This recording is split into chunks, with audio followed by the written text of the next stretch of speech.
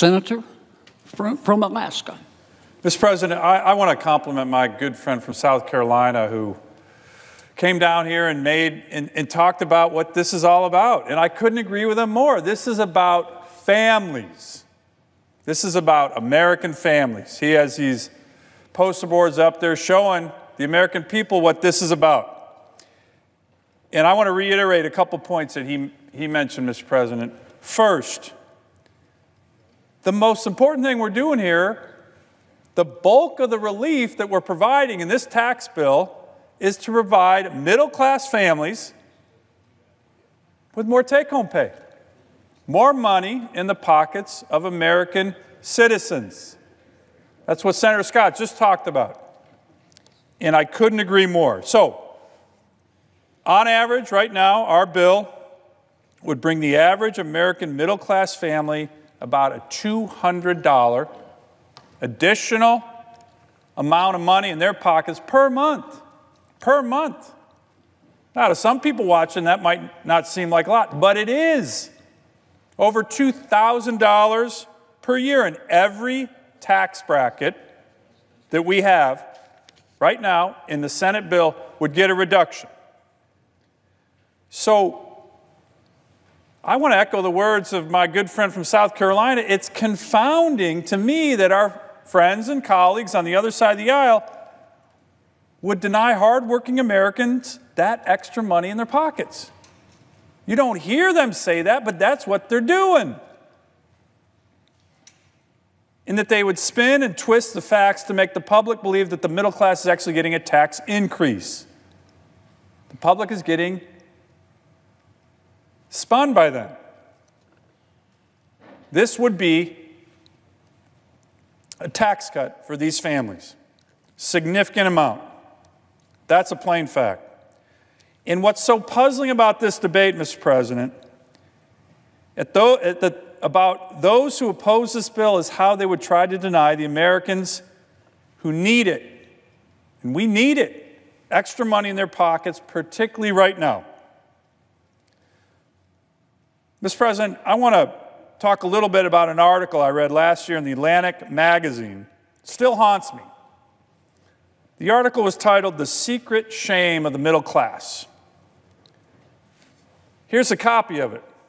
Secret Shame of the Middle Class, where it says nearly half of all Americans would have trouble finding $400 in a crisis.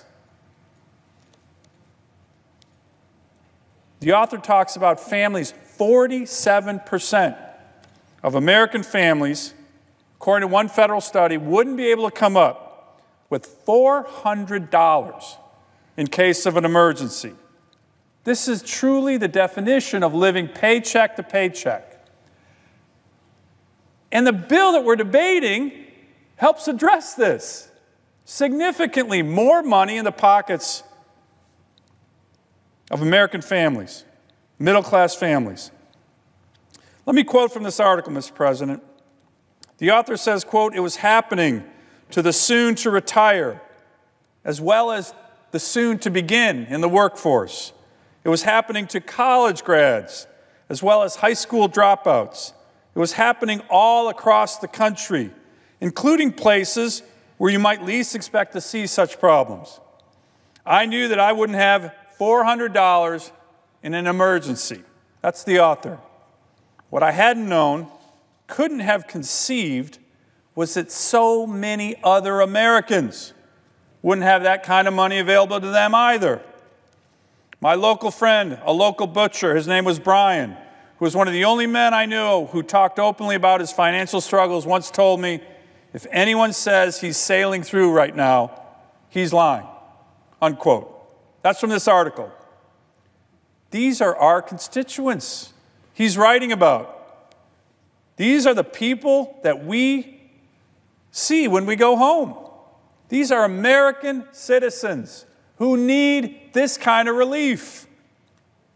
They tell us they're struggling. They tell us they felt left out of the system and that nobody's listening. This bill, Mr. President, is listening. It's about listening to them, and it's about giving them a voice. through more economic security. But the other thing this bill does, the other thing that it's so important to do in this Congress, the other thing that we should have no issues about bipartisan support for what this bill does, finally getting our economy back to traditional levels of economic growth. Growing our economy, which has been stagnant for well over a decade. Mr. President, the next chart I have here is one that I've come to the floor and talked about many, many, many times. It's an important chart. It shows the levels of economic growth that have occurred year after year in the United States since the Eisenhower administration. It shows the GDP growth. So let me explain it a little bit here. You're starting already: Eisenhower, Kennedy, Johnson, Nixon, Carter, Reagan, Bush, Clinton, Bush 43, and President Obama. These are the numbers. The green is growth. You already have a couple years, 8, 6, 7% growth. But the line I want people to take a look at is this 3% GDP growth line. 3%. Now, that's not a great growth rate. It's not a bad growth rate. The average since World War II is closer to 4%, but 3% is pretty good. 3% is pretty good. But, Mr. President, when you look at this chart, and you think about what we're trying to do on the floor here today, it tells a really, really important story. 3%. Every year, Reagan, Bush, Clinton, 4, 5, 6. Then we get to the Obama years. Actually, we get to the 10 years that we've had, the last 10 years. We never hit it. We have the Bush Great Recession, and in the entire 8 years of President Obama, never hit it. Now, GDP sounds like some kind of technical economic term. What it really is, it's a proxy for the health of our economy. It's a proxy for the American dream. It's a proxy for hope. We've had a sick economy for over a decade. We've had a sick economy.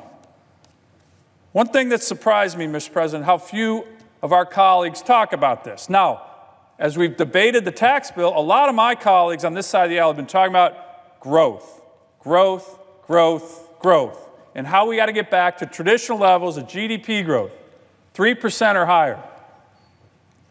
A bit of a surprise to me, in my little under 3 years in the U.S. Senate, I don't know if I've heard any of my colleagues come down and talk about this on the other side of the aisle. That this number, below 3%, is not good for the country. To the contrary, some of them, unfortunately, have bought into what the Obama administration used to tell us: well, listen, all right, we can't hit 3%, so guess what, America? This is the new normal. The new normal. You can't expect 3, 4, 5, 6, 7. We had years of 7% GDP growth during the Reagan era. Strong growth during the Clinton era. Don't expect that anymore. The new normal is about 1.5%, maybe 2% if we're lucky. I'd ask one of my Democratic colleagues this morning, do you believe in the new normal? Do you? Because that's a surrender. That's a surrender of the American dream. You know, there's a lot of talk about what makes America great the last year. This is what makes America great. Strong economic growth. And we haven't had it in over a decade. And this tax bill, we believe, is going to spur it. And that's another reason why it's so important. Families, take-home pay, and finally getting back to traditional levels of strong, robust economic growth that has enjoyed bipartisan support from every president since the end of World War II. And yet somehow on the other side of the aisle, they don't want to talk about it. Well, to me, it's the most important thing we're doing here. So how do we do it? Tax reform, certainly. Energy policies that unleash our opportunities. Infrastructure, regulatory reform. But we have to get out of this lost decade. I'm going to go back to that Atlantic article I mentioned, Mr. President. And the author talks about the fact that people don't have the money they once did because of this. Because we're not growing. Because the strongest economy in the world for the last 100 years is sick. What the author says is, quote, in the 1950s and 60s, American economic growth democratized prosperity. Everybody had opportunity with strong economic growth. That's what he's talking about right here. And then he says, but in the 2010s, we have managed to democratize financial insecurity. We went from democratizing prosperity for families to democratizing financial insecurity, where almost half of the American people don't believe they have $400 in an emergency. And yet my colleagues don't want to provide a tax cut for middle-class families who are struggling. What we need to do, Mr. President, is end this democratizing of financial insecurity and get back to prosperity. Get back to traditional levels of GDP growth through tax reform, through energy, through infrastructure, through permitting reform, and we can do it. Any American watching, please don't believe this idea of the new normal, that we'll never get back to these strong rates, that somehow our future is destined to be below this 3% line. Don't believe it. What we need are policies that can get us there. That's why I'm hopeful still that some of my colleagues on the other side of the aisle are going to join us in promoting this tax reform that'll do one of the most important things we can do: get the U.S. economy growing again. Families will benefit. Middle-class families will benefit. Hardworking Americans will benefit. Our economy will benefit. Our national security will benefit. But we need to act. We can't accept this. Mr. President, I yield the floor to my colleague from Connecticut.